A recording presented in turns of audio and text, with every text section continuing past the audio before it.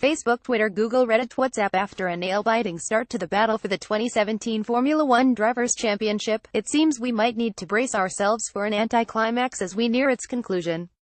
Lewis Hamilton, who was trailing Sebastian Vettel in the championship till 6 weeks ago, now finds himself comfortable on the top with an unexpected 59-point lead. Whoops, Ferrari have traded reliability for speed. Confirmed. What an anticlimax. Reminds me of MSC's struggles in mid-90s too. F1, Kunal Shah at Kunalasha, October 8, 2017. He added 25 points to his lead on Sunday by winning the 2017 Japanese Grand Prix, ahead of Red Bull Racing drivers Max Verstappen and Daniel Ricciardo. Vettel scored his second, did not finish in 3 races due to Ferrari's recurring reliability issues. The result at Suzuka has often been pivotal in the World Championship, and the 2017 edition was no different. In Formula One, customer is never king by scoring his 71st pole position on Saturday, also strangely his first in Suzuka. Hamilton now has held pole position across all the 20 circuits on the calendar. His pole time of 127,319 is now the fastest lap record at Suzuka, breaking Michael Schumacher's time from 2006, proving that the 2017 cars are much quicker than their predecessors. On race day, Hamilton converted his pole position to a rather straightforward victory, barring a few half challenges from Verstappen. With Vettel out of the equation, Hamilton's straightforward win almost made for a boring race, until the last few laps, in which vibrations from Hamilton's car slowed him down and allowed Verstappen to get within half a second and half a chance to overtake for the lead. However, Hamilton held on till the end, with some unexpected help from former adversaries and old boys, Fernando Alonso and Felipe Massa, who ignored the waving blue flags much to Verstappen's disadvantage. We had bet on Verstappen making at least one valid attempt to overtake Hamilton, had the older boys played fair. Hamilton found unlikely support in his former adversaries Alonso Massa to win this race. Verstappen Red Bull Racing will be furious. F1, Kunal Shah at Kunalasha, October 8, 2017. Daniel Ricciardo's new podium trick. The Tour 3 finish was Red Bull Racing's second double podium finish of the season, the first being in Malaysia last weekend. In fact, this was their first back-to-back double podium finish in the hybrid turbo era. Red Bull Racing are now 92 points behind Ferrari in the Constructors' Championship, and if Ferrari's reliability woes continue, their second place could be under threat. Verstappen was voted the driver of the day, while Ricciardo's podium exploits. Ricciardo's 8th podium, his highest ever in a season, proved that there was no other driver in the paddock with a cooler attitude than his.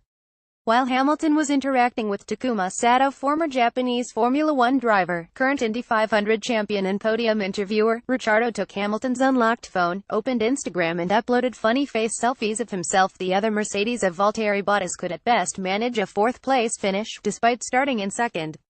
Bottas' form post the summer break has been questionable, with the Finn agreeing that his confidence is running low. He has been beaten by at least one Red Bull Racing driver 4 times in the last 5 races. However, given the might of his performance in the first part of the season and his Mercedes car, Bottas, who is currently 3rd in the Drivers' Championship, is aiming to beat Vettel in second, 13 points ahead. It would be strange if Bottas finished second in the Drivers' Championship, because his season-long performance is certainly not worthy of such a high finish, but such is how the championship system is devised. Finally, Ferrari has been in form and has set the pace at all the Asian circuits in the past month. However, it is luck that has eluded their championship attack in Singapore, Malaysia and now Suzuka. While fingers could be pointed at Vettel for their misfortune in Singapore, Ferrari's suppliers seem to have let the team down in Malaysia and Suzuka. Vettel's car suffered a spark plug issue minutes before the start of the race, one that his engineers tried to fix on the starting grid without much luck. Ironically, the spark plug supplier is Japanese Giant Daruvala, the new fastest Indian in the world. After the summer break, Vettel did well to limit championship damage at Spa and Monza, classified as Mercedes circuits, with the aim to capitalize at the Ferrari-classified circuits of Singapore and Malaysia. The implications of Ferrari's reliability woes mean that Hamilton will head to the 2017 United States Grand Prix with a mathematical chance of winning the 2017 Formula One Drivers' Championship, which would be his 4th. Should Hamilton be able to extend his lead to 76 points, Hamilton needs to score 17 points more than Vettel in Austin. Vettel's hopes would officially be over, and both title rivals will start the 2018 Formula One season as 4-time world champions. Wonder what sort of engine mode does Ferrari have on Sundays? It's always got an issue. I could understand if it were a Monday though. F1, Kunalsha at Kunalasha October 8, 2017 Ferrari asks Sebastian Vettel to retire their Ferrari-Honda-powered F1 car from the Japanese. Kunalsha at Kunalasha October 8, 2017 Given Hamilton's love for the US, he would love to clinch his fourth title in that country and statistically, he is well placed to do so. Since the revival at the United States Grand Prix at the Circuit of the Americas COTA, Hamilton has won the race 4 times out of 5 and even clinched his third Drivers' Championship title in 2015 at this venue.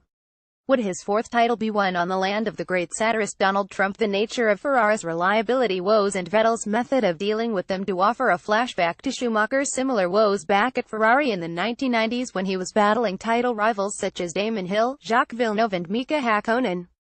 The other Ferrari of Kimi Raikkonen finished in a distant 5th place, after a penalty-marred qualifying session thanks to Ferrari's gearbox this time saw him start in a lowly 10th place. However, the biggest loser of Ferrari's reliability woes has been the sport and its fans. After 3 seasons of Mercedes domination, Ferrari's challenge for the titles added a breath of fresh air to our Grand Prix weekends. Despite Hamilton and Vettel sharing the Formula One grid for nearly a decade, this was the first proper season where we have had the chance to see the two greats go wheel-to-wheel for top honors. Let's hope that Ferrari get their quality controls in check to make sure that they still make the most of the remaining 4 races of the season. Force India's Esteban Ocon finished 6th or in the best of the rest position, after a stupendous start that saw him run in P3 ahead of Ricciardo and Bottas. Sergio Perez's 7th position meant that Force India have now scored double points in 13 out of the 16 races contested this season, which is also their highest ever and second only to Mercedes who have a score of 15-16. Ocon's impressive show with Force India will definitely put him on the radar for a switch to Mercedes. He is already a Mercedes junior driver in 2019. Ocon also equaled Max Chilton's record of most number of consecutive race finishes with 25. The other team that scored double points was the Haas F1 team. Kevin Magnussen 8th and Romain Grosjean 9th, finished ahead of the Williams of Felipe Massa 10th. Their double-point finish helped them jump ahead of the Renault F1 team in 7th place, and this will be an interesting battle to follow as the season nears an end given the millions at stake. Lastly, the 2017 Japanese Grand Prix was also jolly in Palmer's last race with Renault and most probably in Formula One. Toro Rosso's Carlos Sainz Jr. will replace Palmer and partner Nico Hülkenberg from the United States Grand Prix. Meanwhile, in the Toro Rosso, there is no clarity on whether Pierre Gasly will skip his Super Formula weekend in Japan and attempt to win the title, or head to the US Grand Prix and partner the returning Daniil Kvyat. For the first time, the Red Bull Junior program seems to be out of young drivers capable of jumping into a Formula One car. So will Red Bull recall Sebastian Buemi, Jamie Alguersuari or offer Anthony Felix da Costa his break in Formula One? This article was first published on First Post and was co-written with Mathila Mehta.